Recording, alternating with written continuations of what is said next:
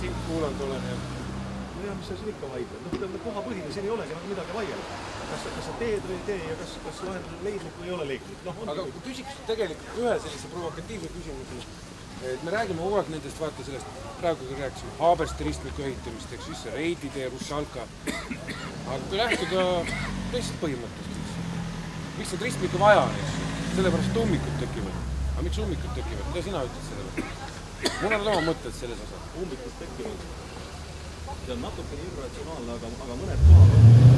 Kogu küsimus on selles, et see Haaberstis on ummik lihtsalt sellepärast, et vaba maad on kõrval olemas, aga on projekteerimata ristmik, mis laseks selle liiklusvoo sellest Haaberstist mööda. No probleem on ju tegelikult selle Harku ja nende jaoks on probleem, eks ole.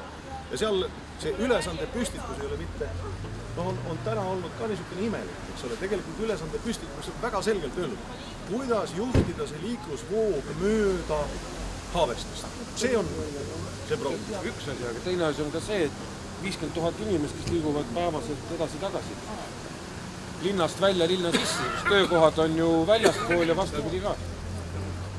Selle vastu sa ei saa, aga põhimõtteliselt ma veel kord ütlen, meil ei ole maapuudust. Ja kui maapuudus on, siis meil seal ise tekib. Ja sellest tegelikult läheb. Ja ütleme näiteks Pirita teel on ju täitsa selge, et seal tuleb ehitada panna tramm. Lihtsalt sellepärast, et inimestel oleks seal tagapool otsast teinekord mõistlikum auto maha jätta. Sest selle tee laiendamine ka muru ja kaldapealse arvelt on kallim. Ja ka püsikulud hiljem on kallim, kui paned sinna selle rohelise see eraldusriba. See ongi tegelikult trammikoridor. See ongi jäetud niimoodi, olümpiaajast jäeti juba. Ja sinna tuleb tramm panna. See lihtsalt on odavam ja tõhusam, mitte midagi muud. Aga teine asi on veel ka see, et Tallinna Sadam üks laev, mis tuleb sisse, võib olla kuni 1300 meetrit veoautode kolonni. Ja sellest tekib ka tegelikult, vaata kui laevad tulevad sisse, tõmbab Tallinna kesklinna tunniks ajaks täitsa umbe. See tähendabki seda, et tegelikult see Põhja-Väila asi on ju lahendamata. Minu arust see sadam, kus on veoautode, peaks üldse liikuma linnast välja. Me ehitame praegu Tallinna ringteed, mis peaks saama 2020, mis on tõesti vajalik, eks ju, et mööda juhtida, et oleks kaherealine, mida riik ehitab praegu. Jah, vaata, aga see, ega need kogused on ju praegu need autode hulgad või need, ütleme, liiklusvood, ega need on ikka stabiliseerunud juba. Ega siia, praegu on, eks ole, 6 miljonit reisijat, on 7. Ega siis siin on, Tallinnas on lagi käes ja nüüd kui neid ühe päeva reisijaid on vähe, eks ole, ütleme, tuleb natukene juurde. Kui on ühe päeva reisijat on vähem ja ütleme, reisija ööbib ühe öö, siis see võtab ju liiklusvoogu maha. Sa ei pea päeva sees, eks sa ei pea neid liigutama, see hajub nagu 2 päeva. Minu oli hirmu see, et kui Rail Baltica, mis praegu räägitakse, et see kaubajaama lõpp tuleb sinna kuskile Maardu käima. Aga me jätkame veoautode transiite läbi Tallinna. See tekitab selle põntsu ja sellest me räägime 10 aasta jooksul. Ei see Rail Baltica, see jamps, mis praegu tahavad teha, see on üks uut firmade projekte, mida nad olla väga otsida. Aga kui ta tuleb, siis veoautod hakkavad sealt käima. Ja siis läheb ta veel rohkem. Ei, ta ikkagi läheb sinna Tapa ja Tartu transpordikoridori, ei ole siit midagi.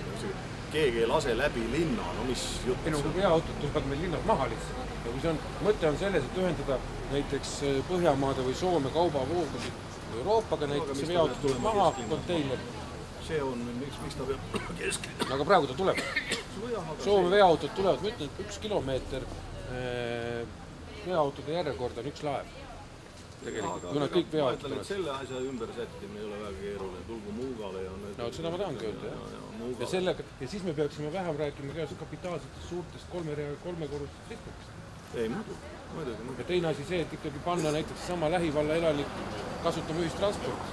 Praegu tal ei ole mingit mõtet, kui isegi vaata, kui pargi ja sõida parka, kus nad asuvad. Üks on regati juures, kus ta ei ole mitte mingit huvi, tal ei ole isegi kaubanduskeskus, kus ta koju minnes ostaks endale asjaku. Teine on Haaberstis sealt taga, kus see ristmik poodi. Seda pole üldse olemas, ära hakka üldse rääkima.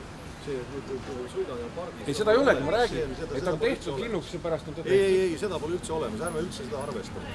Sest ütleme, kui tramm viia, esmajärjekorras tuleks ta viia Haabneem, siis need autod ilmselt istuvad seal kohalike kaubakeskuste parklates.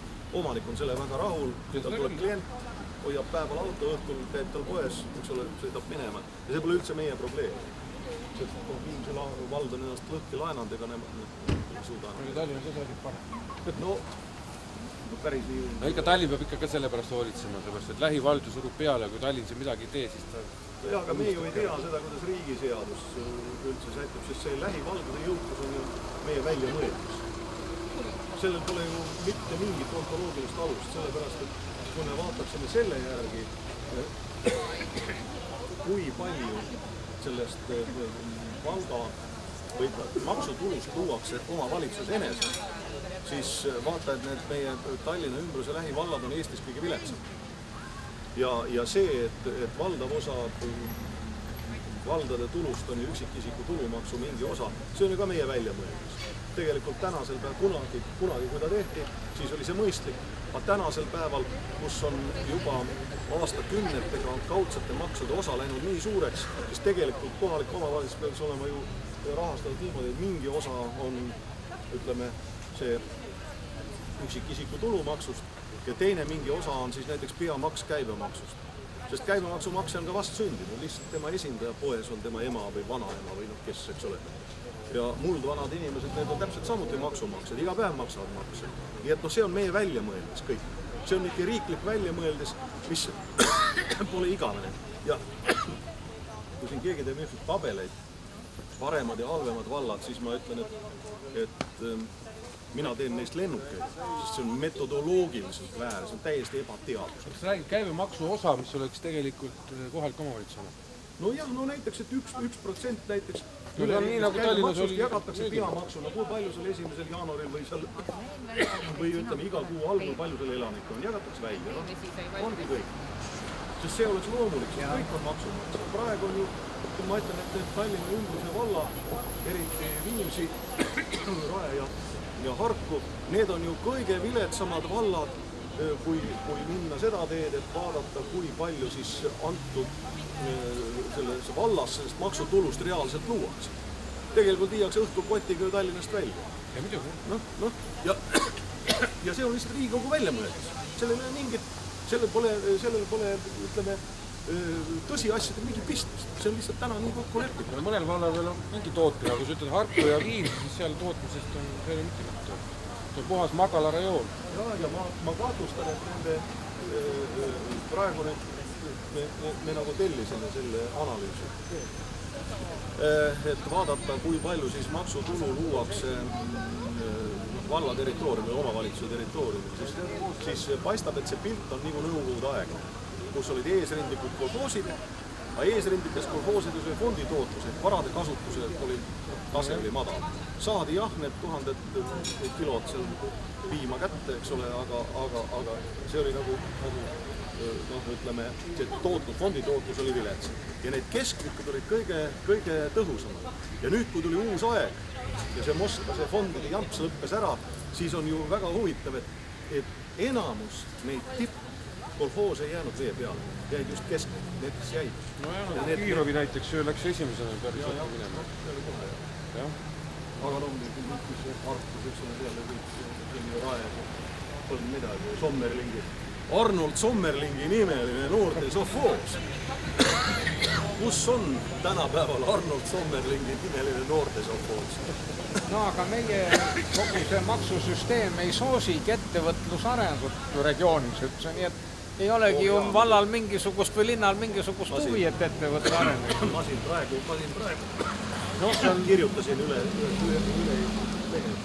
Kuna maksu võetakse kui igasugust maksupoliitikat võetakse tänasel päeval kui kivisse raiutud.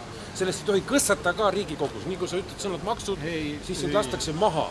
Tegelikult... Palju teil seal maha lastud on? No ma räägin, psühholoogiliselt lastakse maha. Kui Eesti... On ikka küll. On, jah. No ikka kohe saad. Virnad on seal kuskil. Ja ikka on küll, jah.